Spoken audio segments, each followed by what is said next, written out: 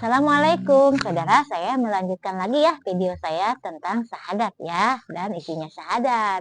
Nah, kita harus tahu isinya syahadat itu niat, sholat, akhlak yang baik, dan menjalankan hukum-hukum kehidupan yang sudah diatur oleh Tuhan. Nah, kita harus tahu niatnya, karena segala amal perbuatan tergantung niat.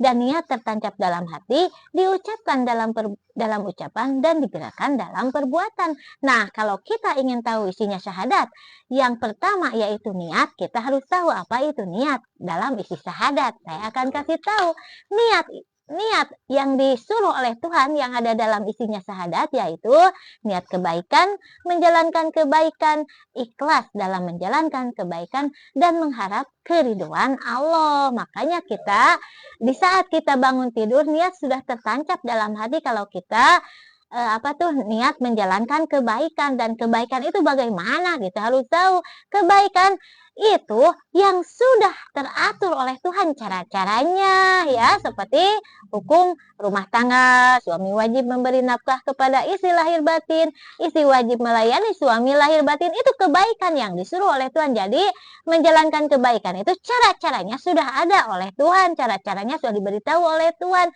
Jangan mengamalkan kebaikan yang tidak tahu ilmunya. Nah, kita harus tahu, jadi menjalankan kebaikan itu harus tahu ilmunya yang disebut ibadah ya.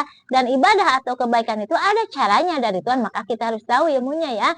Jadi niat kebaikan, menjalankan kebaikan, ikhlas dalam menjalankan kebaikan, mengharap keridhaan Allah. Jadi kalau kita menjalankan hukum-hukum kehidupan atau kebaikan yang sudah diatur oleh Tuhan, hanya mengharap keridhaannya, jangan mengharap ganjarannya sekian ribu, ganjarannya sekian ribu, berlipat-lipat. Jangan, hanya satu ganjarannya, yaitu mengharap keridhaan Allah ya.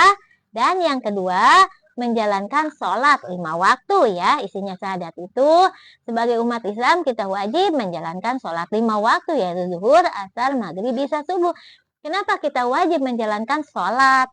Sholat itu kita harus tahu, sholat itu menyembah kepada Sang Pencipta. Sebagai kita makhluk ciptaannya, wajib bersimpuh bersujud kepada yang menciptakan kita. Dan itu pun disuruh oleh Tuhan untuk menyembahnya ya, itu sholat. Dan yang ketiga isinya syahadat itu akhlak yang baik. Dan akhlak yang pertama, tutur kata yang baik dan sebagai sodako jariah yang pertama. Jadi kalau kita ingin menjadi ahli sodako, bertutur kata yang baik kepada siapapun, maka kita telah menjadi ahli sodako jariah yang akan nyambung sampai ke akhirat. Itulah isi syahadat ya, niat, sholat, dan akhlak yang baik. Saya akan lanjutkan lagi di video saya selanjutnya ya. Kalau di sekaliguskan kan terlalu panjang, tidak muat durasinya. Assalamualaikum.